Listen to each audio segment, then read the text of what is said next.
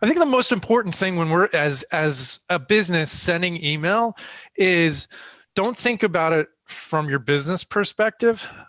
Put your end user, your customer hat on, your prospect hat on. Like, what would I want in my inbox? What am I coming to your site to? What problem do I have, and what am I looking to solve? Like, what kind of messages do I want to get from you that I'm going to find valuable, that I'm going to find actionable? I think a lot of people send a lot of emails that it's like, okay, what do I do with this? Like, Right. what's the point of this email? Delete. So like, what are you training your end users to do when they get, when they get messages from you? Like, the delete should not be the first instinct. The first instinct should be like, wow, this is really great stuff. Like, I'm gonna read this later, or I'm gonna do something with this right this second. I'm gonna click this and take action on whatever it is, or I'm gonna forward it to somebody. I'm going to reply to it. This is kind of goes in the deliverability category. How many businesses do you know that send with the do not reply email address? Quite a few, and I love this on on a visual medium, but like that's like giving your users the middle finger. Like, why would you do that as a business?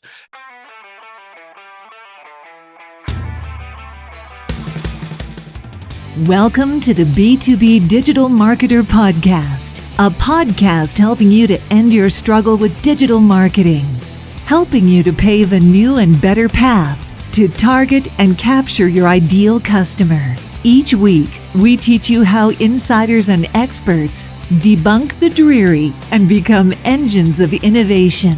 Now, here's your host, Jim Rembach.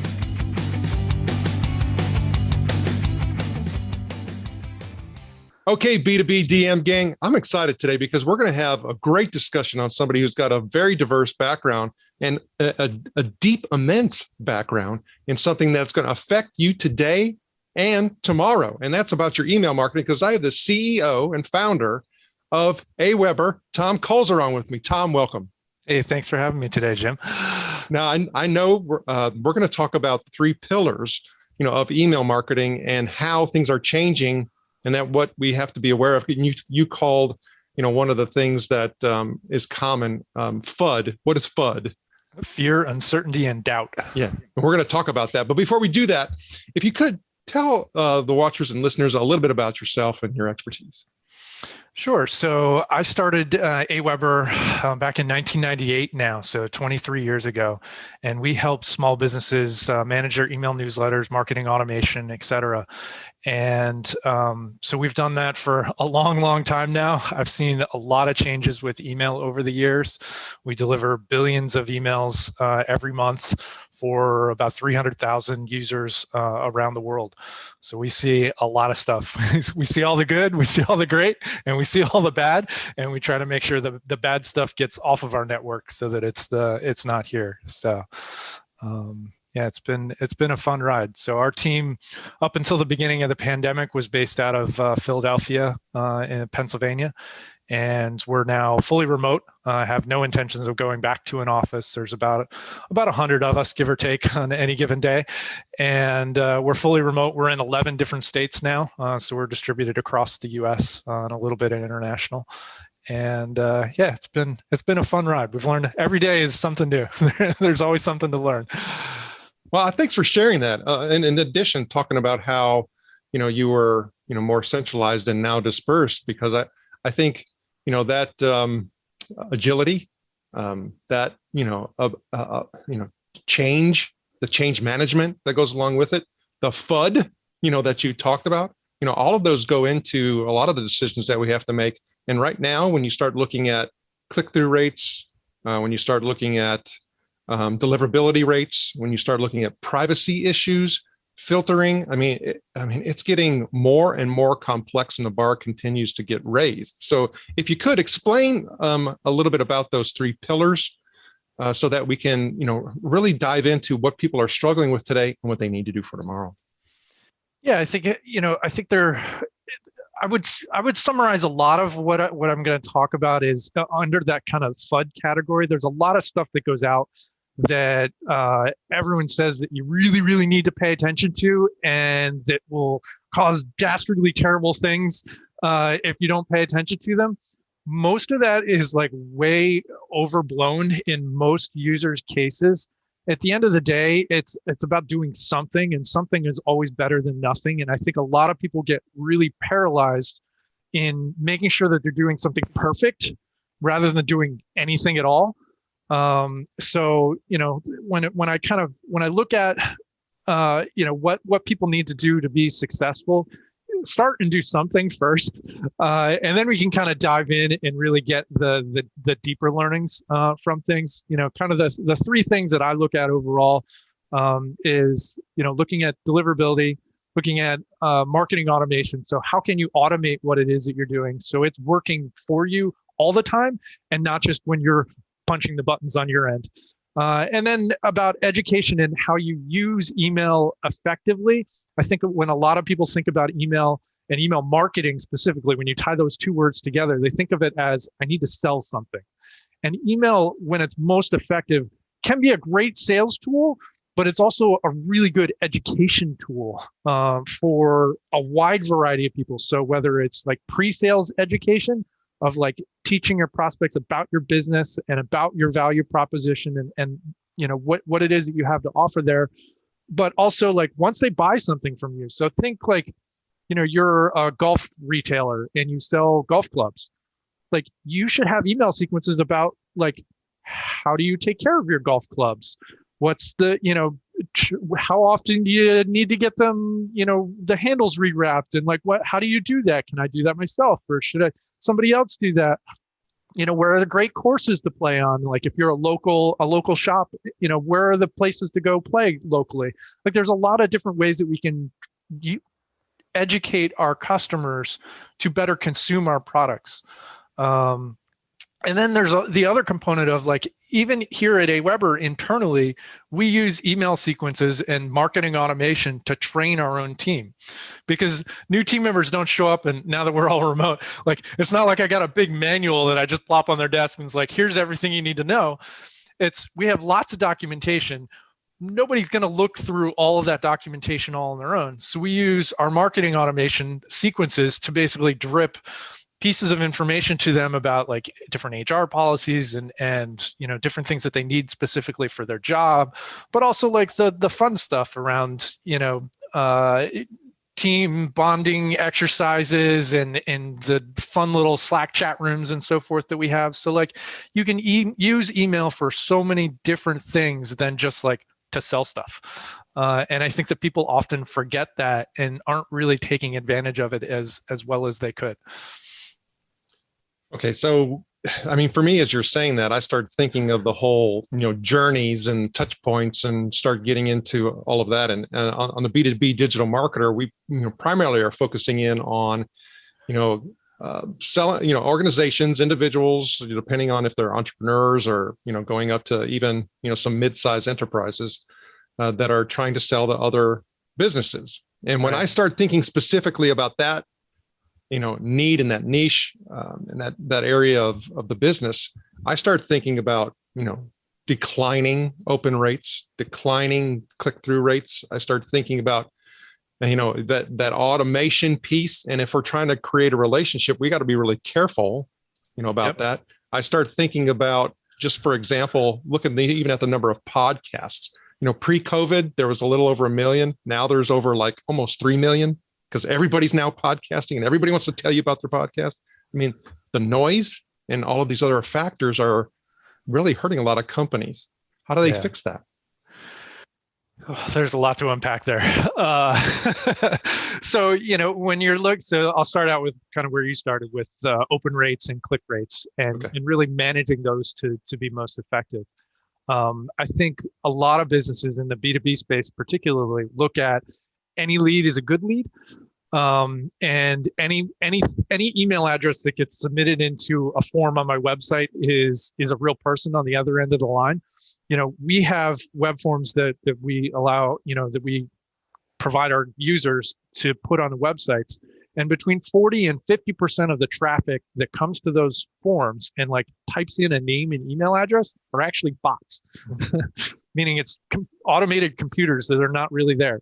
So, you as a blog author, I'm sure you're familiar with this. I'm sure many in your audience are familiar with, like, you get blog comment spam. The tools have gotten a lot better for detecting those sort of things, but you just get this crap in there.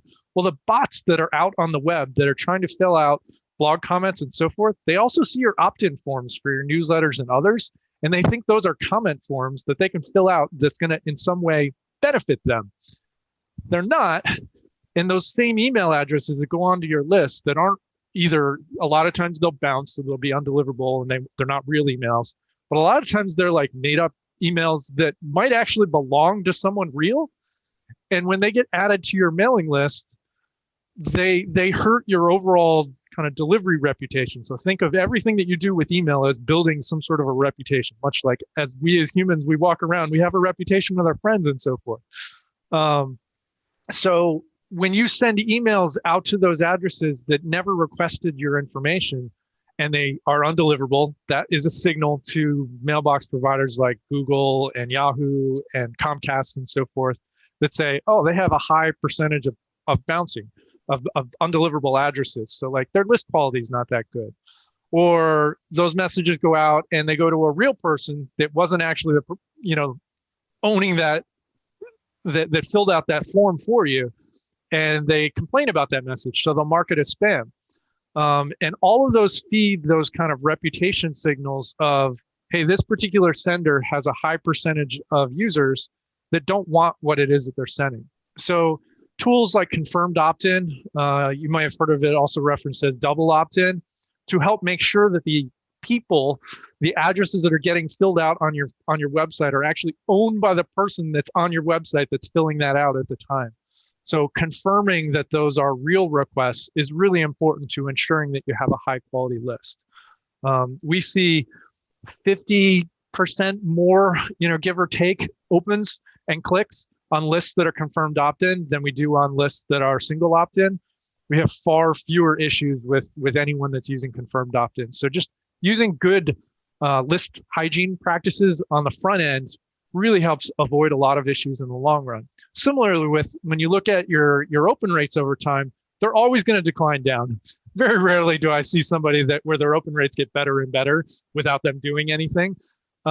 Because people, the problem that I come to your website to solve today is hopefully going to get solved at some point. And I might not need your particular services for 6 months, for 12 months, for a year, 2 years, 3 years, 4 years down the line. But if I never unsubscribe from what it is that you're sending, you continue to send mail to me. I never open it. I never click it. I move it to trash every single time I get it because it's no longer relevant to me. At some point, I might mark it as spam, because the definition of spam for most users these days is not unsolicited email. It's email I don't want. And that's a very important distinction, because I might have wanted it at some point and I don't want it now. And while as a sender, as an email guy, I think of unsolicited email, I think of spam as unsolicited email. I never requested it, but that's not how most of the general public thinks about it these days. So when you're looking at your declining open rates over time, it's important to look at the interest level of your subscribers and prune the people that are no longer interested. So like, as a general benchmark, like if you haven't seen opens or clicks from your subscribers in over a year, you should probably be thinking about pruning them off your list. A lot of times, like think you're in the marketing department at your company and you need to make the case to your manager, or the owner of the company that like, hey, I need to prune 1,000 addresses off of our list. Like, that's a hard sell oftentimes. So what we recommend doing is you can actually, in Aweber, you can segment and send the same message to 2 different segments. And that way you'll get 2 different send stats. So like I can say, everyone that hasn't clicked in over 12 months, I'll send the newsletter to, and then I'll send the same thing again to everyone that has clicked in the last 2 months. And you'll very quickly see those people that are over 12 months, they're not engaging with the stuff that you're sending. They're already gone. And the only thing that you're doing by continuing to send them is you're signaling to the mailbox providers like Gmail, they're like, people don't want what I send. So the more engaged your subscribers, the more they're opening and clicking, the more likely you are to continue to deliver to the inbox. And if those ratios get too far out of whack over time, eventually Gmail or Yahoo, they might say, people don't want what they're sending. I'm going to move Jim's emails to the spam folder. And now no one's going to see your stuff, not just the people that weren't clicking. So it's kind of an important, threshold to roll there. I generally look at, if your open rates are less than 10%, then you should probably be looking at, cleaning your list and removing people that aren't engaged with what it is that you're doing anymore. Well, based on what you're saying, I think strategy has become more vitally important than it ever has before. I mean, because, for me, thinking back to the early days and when I first, even myself, became an AWeber customer, it was, 15 plus years ago, it was just pretty much put out a form, send. Yeah. It's pretty simple.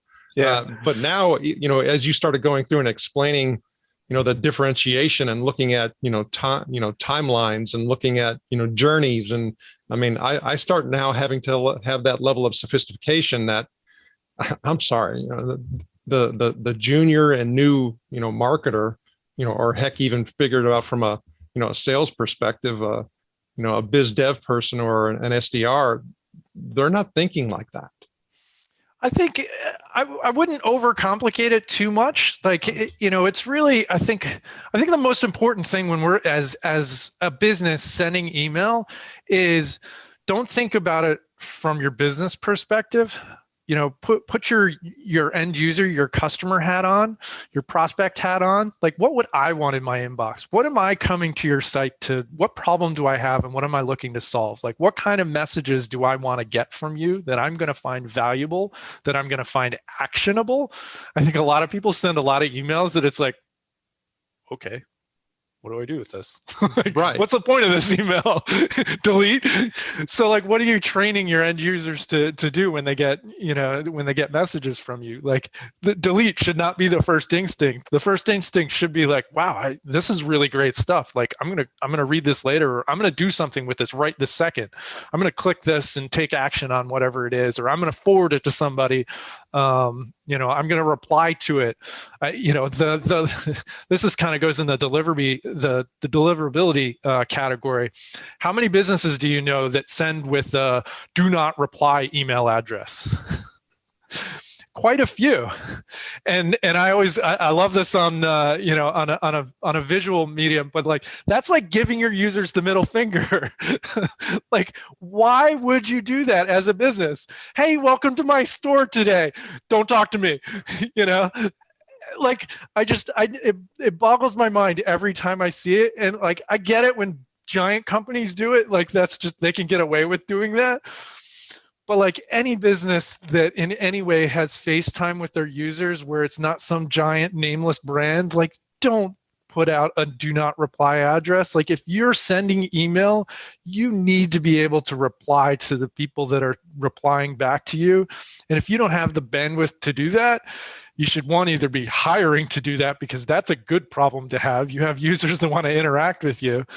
Or two, like, don't send email. Like, it's just a really terrible practice. It bugs the hell out of me every time I see it. And it's like the first thing that I flag. Like, our platform even like will point out to you if you try to do it. Like, there's a bunch of keywords that we look for. And it's like, if you put that in there, we're going to flag it as like, this is not a good idea, and here's why. Okay. So, all right. And I think you elaborated a little bit more on what I was saying in regards to that interpretation of my performance.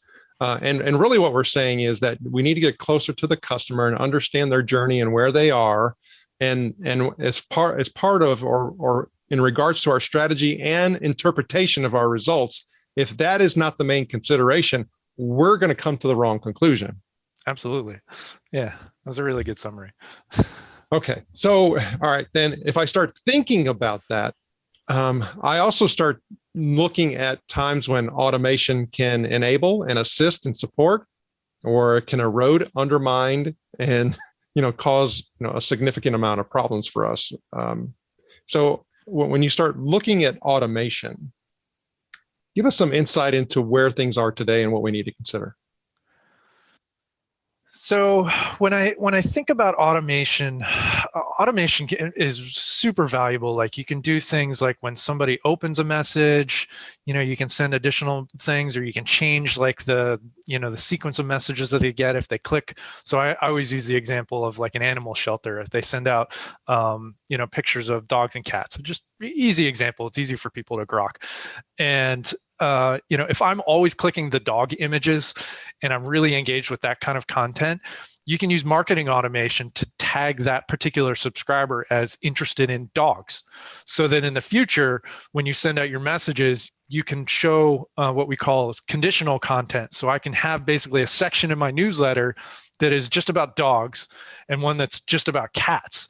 And I can conditionally decide to send that and only display the dog stuff to people tagged with the dog tag and cat stuff to people tagged as interested in cats. So there's some really simple things that way when I get my message, it's 100% relevant to me. But as the business owner, I only ever had to compose one actual message and send it out one time to all of the people that are interested. But I'm using the smarts of the marketing automation to deliver the most relevant message to each of my individual users. Similarly, you can do, there's lots of different examples along with that. I think where automation goes wrong is when people do like what I phrase is kind of like creepy automation. And that's like I saw you just click the link about cats in my email. Here's some more cats that you might be interested in. That's creepy. Don't do that. It makes people think like you're stalking them in some sort of way. Like just know that you can use the automation to intuitively help your user. Don't point out how it is that you're doing that, because it just freaks people out. It's unnecessary. It doesn't add any value to know that like I tagged you as the cat person because you just clicked on cat images. Well, wait a minute. There's some email marketing experts making a whole ton of money selling courses and coaching that teaches exactly that. Well, yeah, they teach to do some of the automation around those things. But I think the implementation that people often take away from that is like the copy that they write in their messages is creepy, in that they're pointing out like how they did it versus just sending more relevant content. They don't need to point out the fact that like, I just saw you click this link 30 seconds ago. Here's some more messages. Or similarly, like don't tie the automation so tightly together that because you click the link 30 seconds later, you get more emails from them. Add a delay in there. Like it's automation for a reason. Like you can delay those things. So maybe it'll happen tomorrow or maybe it'll happen next week. But like, use it in an organic sort of way and don't be the like creepy stalker peering through your bathroom window. Like that's, you don't want to do that sort of thing. Like that just creeps people out. Okay. So it's trying to find that balance between, humanity and automation. All right. Absolutely. Again, think what would you want in your inbox? And as I hear you keep saying this, I really start, getting this theme about, trying to use tools in an effective way that will help you build a deeper relationship. Absolutely. Okay. So with that being said, and I'm needing to do a better job of, interpreting what is going on, with my strategy and then my activities, I also start thinking about a lot of the things that are currently happening right now in the marketplace in regards to privacy, in regards to, filtering, at the deliverable level, reporting back of information. I mean, how, what do I need to be thinking about to make sure that my email efforts and all the marketing associated with that on the sales side and the demand gen side, and the brand building side are going to be the most, effective? I think the most important thing, I'm going to sound like a broken record, the most important thing that you really need to be thinking about at the core is your end user, the people that are reading the emails. There's so like out in it. So iOS 15 is coming out shortly with some updated privacy things, and a significant portion of email is read on iPhones these days or on your mobile device, whether it's Android or Apple. And Apple is releasing some things that is going to change how open rate metrics are collected. Some people think that you're going to see a lot higher opens. Basically, they're going to download the images ahead of time, which has the byproduct of what we believe is going to look like open rates going up much higher. It's really hard to say until it actually gets out in the wild and see how people actually use it. But at the end of the day, like open rates specifically, I don't care whether I have a number that says I have 60% opens or 10% opens. I care whether or not people are engaging with my content. And opens are really just, it's a benchmark. It's not a perfect metric. It's never going to represent 100% of the people and what they're doing with your emails. It's just a good guideline for comparing one email to the next. Did this one really hit with my audience, or did this one not hit with my audience? And if you're thinking about what is connecting with your audience and thinking about that individual user at the other end, I think we'd all have better email marketing programs and better email response overall. Email is still one of the most effective ways of marketing and selling what it is that you do. Like it stomps on social media, and so like it's just hands down one of the best things to invest in, because it's direct to your end recipient's inbox. Like there's very little in the way between you and your end user at that point. And thinking about them is really the core there. So, with the changes with the iOS that we're going to see, who knows how that's going to come along. There's geographic targeting that people do, that a lot of the privacy rules and privacy mechanisms that are being built into the different email clients are kind of obfuscating and making it harder to tell like where your recipients actually are. And it's one tool. It doesn't mean that it's going to completely kill it, or it's just going to change it. I've been doing this for 23 years now. When I first started Aweber, we sent plain text messages. It was just, subject line and plain text. There were no fancy colors, no images, no nothing like that. Email didn't support it at all. And now there's things like AMP for email, which Google first started, and Aweber supports AMP, where I can put whole shopping carts inside of your email to the point where you can actually enter a credit card in the actual email and check out in the email itself, 100% securely. Like I can scroll through, and we had a demo the other day of an Etsy shopping cart. Like we have a lot of sellers that are Etsy on the Etsy platform, and we can pull their whole shopping cart or specific things from their shopping carts into an email and show different categories and make the email basically like a web page inside of your email client. Some really, really cool tech. Folks in your audience might have seen this if you use Google Docs or Google Spreadsheets. If you're using like the Gmail client or some of the other clients that support AMP out there, you can reply directly into email to a comment that's made on a Google Doc or in a Google spreadsheet. And that uses the AMP technology to do that right in line. And it'll actually show new comments that have been made since the email was sent. So like you can send an email, and the content that shows up in the email can be different when someone views it when it's AMP enabled. So there's some really, really cool tech out there that we've only just begun to scratch the surface on, that's going to help us send more engaging emails to each of our subscribers. So it's, I would, don't get so caught up in all of the individual mechanics and the metrics. Do things that users care about and want to engage with, and you'll have a successful email program at the end of the day.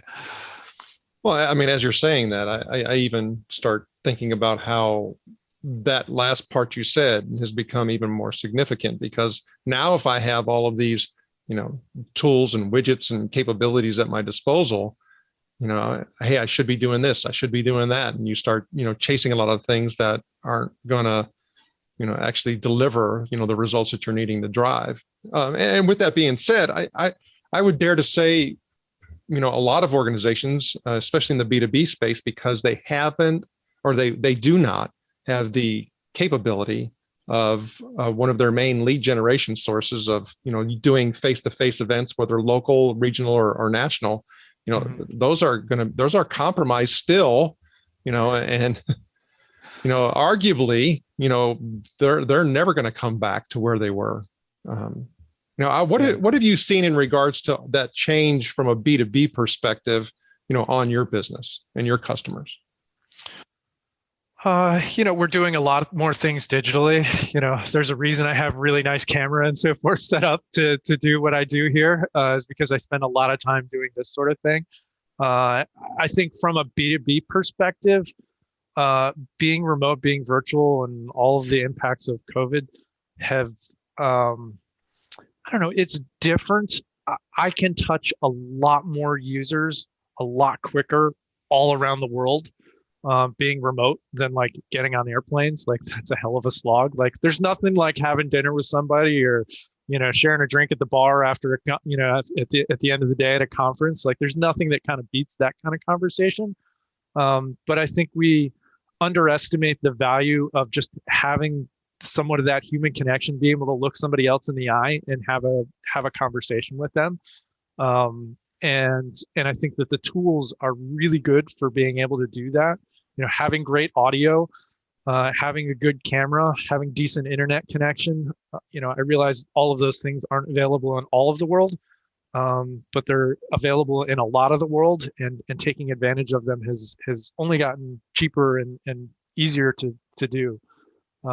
So, I think that when you can connect with people at that one-to-one level, I think it's really, really valuable. Kind of on that, on the email side of things, I think one of the biggest mistakes that B2B senders specifically make is they send their emails like it's a brochure, and they send their emails like they're sending to 1,000 people or 10,000 people or 100,000 or a million or however many is in their audience, versus remembering it's one person that's reading it on the other end.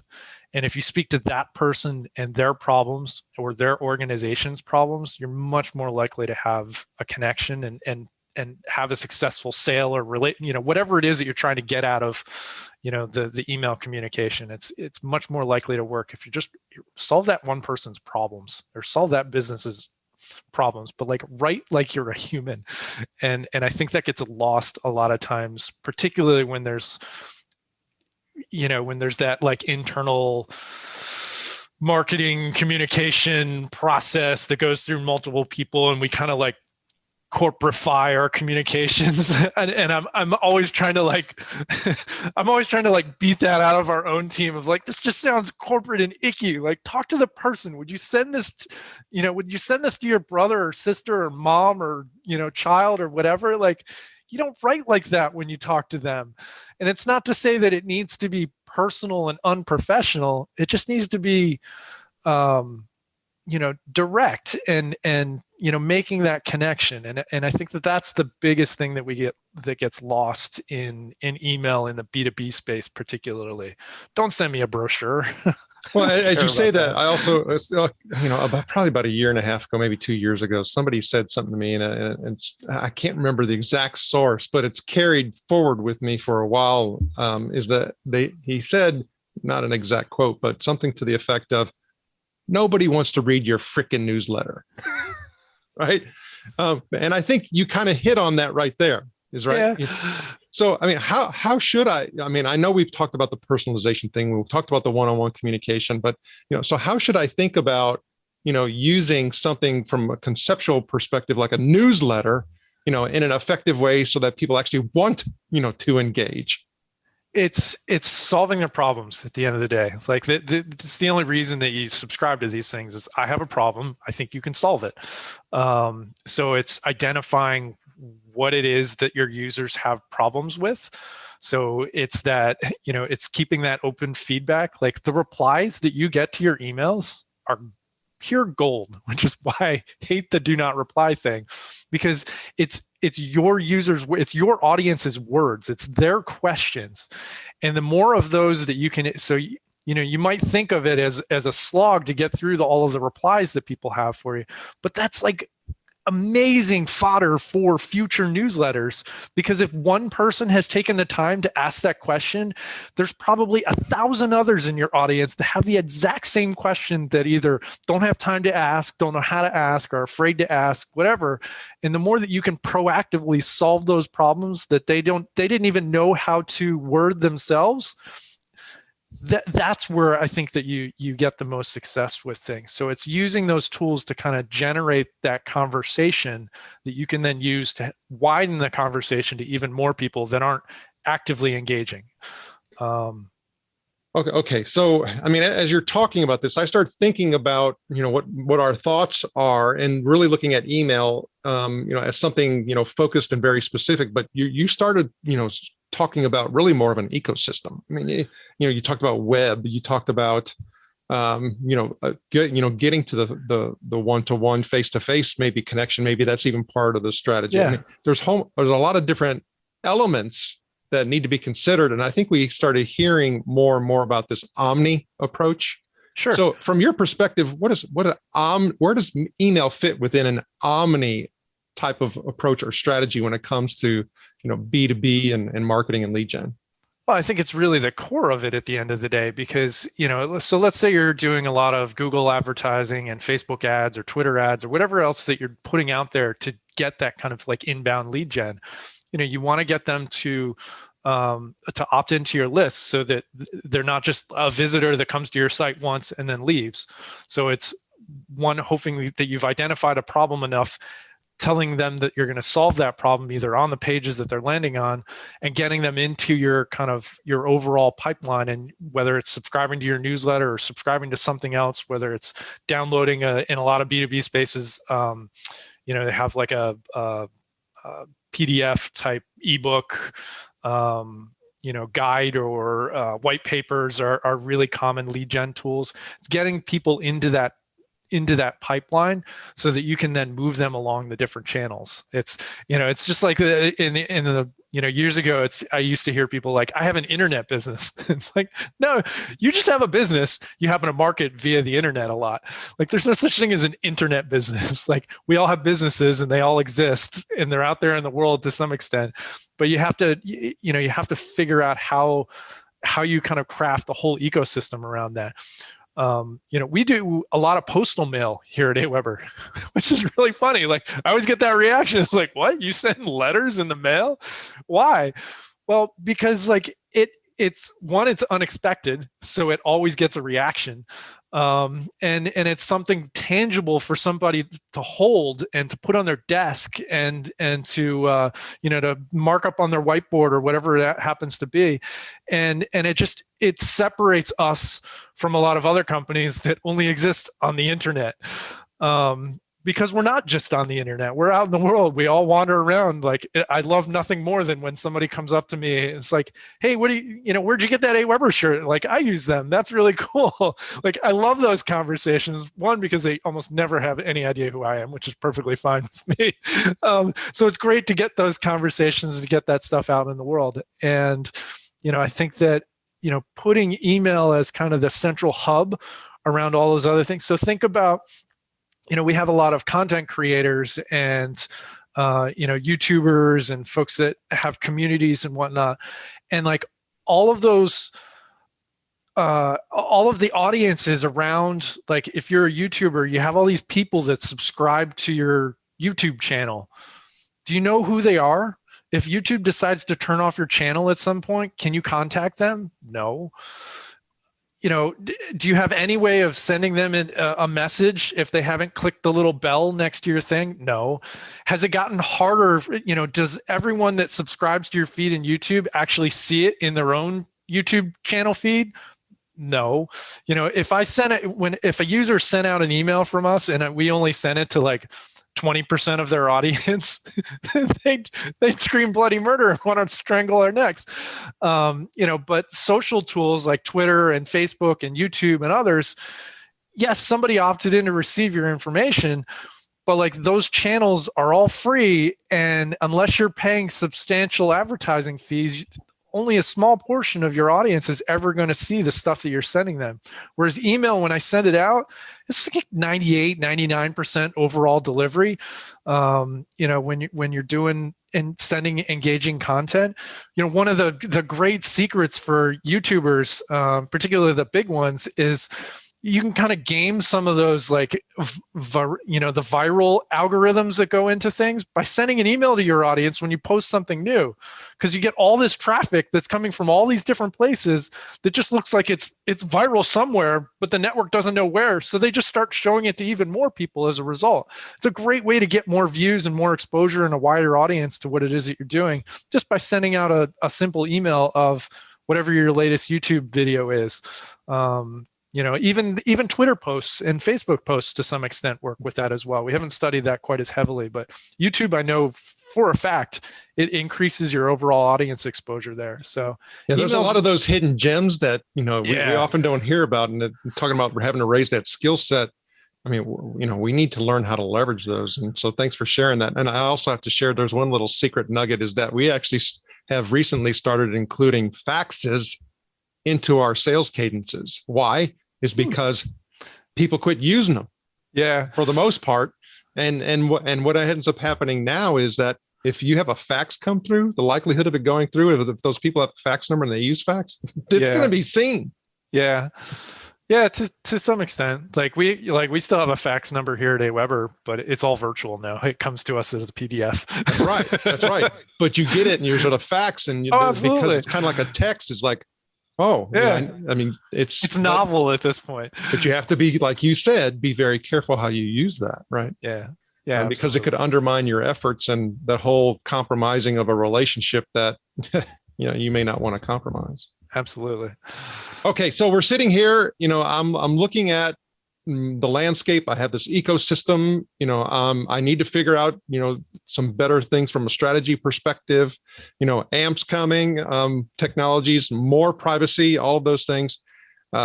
If I have to stop and sit and think about my resources, my budget, my effort, and I'm looking at heading into 2022, what is one of the number one things I need to be thinking right now as a B2B digital marketer?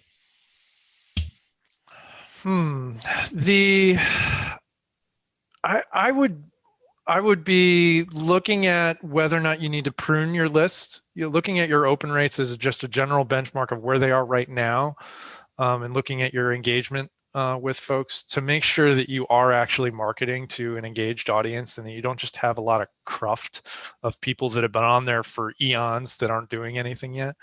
Beyond that, I would say it really goes down to talking like a human and making sure that the stuff that you're sending actually is connecting with people, and you're not just like throwing brochures over the wall and hoping for the best.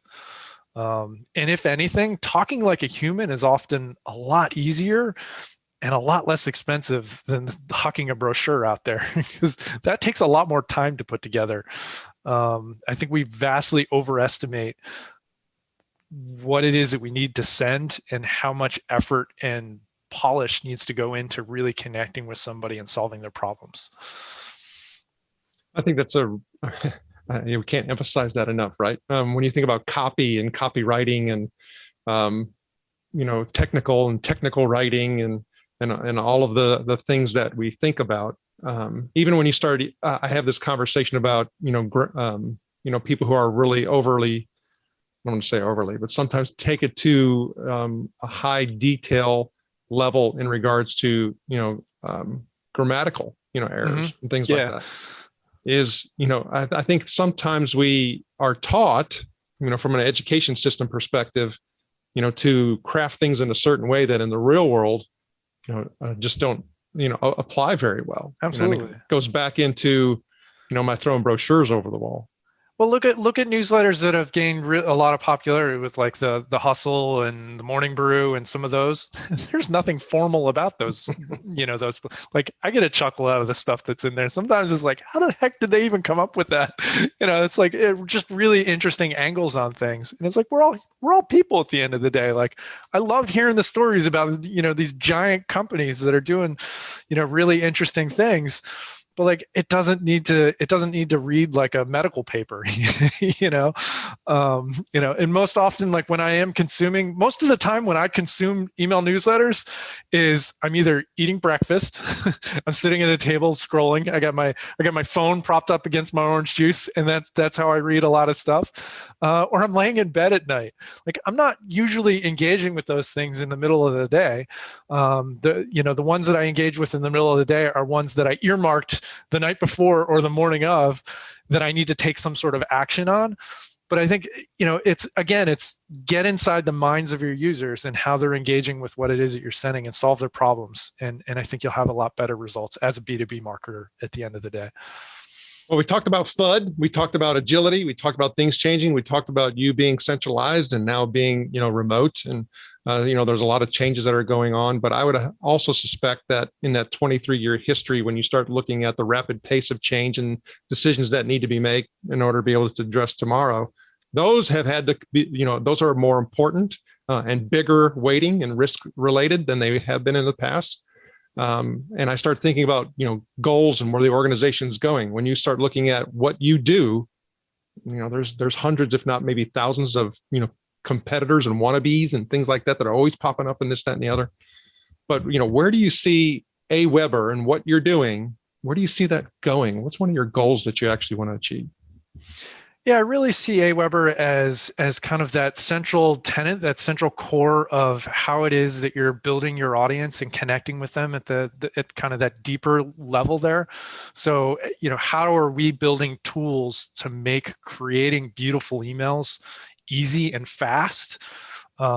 Because again, like the brochureware stuff, while we have tons of templates that you can use and whatnot, the stuff that we see that overall gets the best results is simple and fast to create, and the easier and faster we can make our tools to create that content that pulls really well. Like things like when you paste in a URL for YouTube, we'll grab a screenshot of the YouTube video and put a play button on it, which is best practice stuff that you used to have to do manually, but like we do those things automatically when you paste in a YouTube video now. So it's subtle things like that make creation and connecting with your users more effective. We've broadened our horizons on what it is. So we also do web push notifications. So it's not just email. We also do landing pages. Again, it's about creating additional ways to communicate and get content out there quickly that's solving problems for users. So there's so much more. Like we have users that build their entire websites on nothing but the AWeber platform. Like it's completely hosted on AWeber. They do push notifications on AWeber. They do their email sending on AWeber. So it's really about kind of being that hub of kind of that customer communication and building relationships that way. So I want us to be kind of that tool that everyone, not spends more time in, but like is the most essential to their business. So mission critical. Absolutely. Yes. That's a better way to say that. Tom Kulzer, I had a fun time chatting with you today. Can you please share with the B2B DM gang how they can get in touch with you? Absolutely. You can find me on Twitter. Just look for Tom Kulzer. I'm under T Kulzer is my username there. You can send me emails at tom@aweber.com. I'm not hard to find. And certainly give AWeber a try. You can sign up for a free account at aweber.com. Tom Kulzer, thank you for sharing your knowledge and wisdom, and we wish you the very best. Thanks, Jim.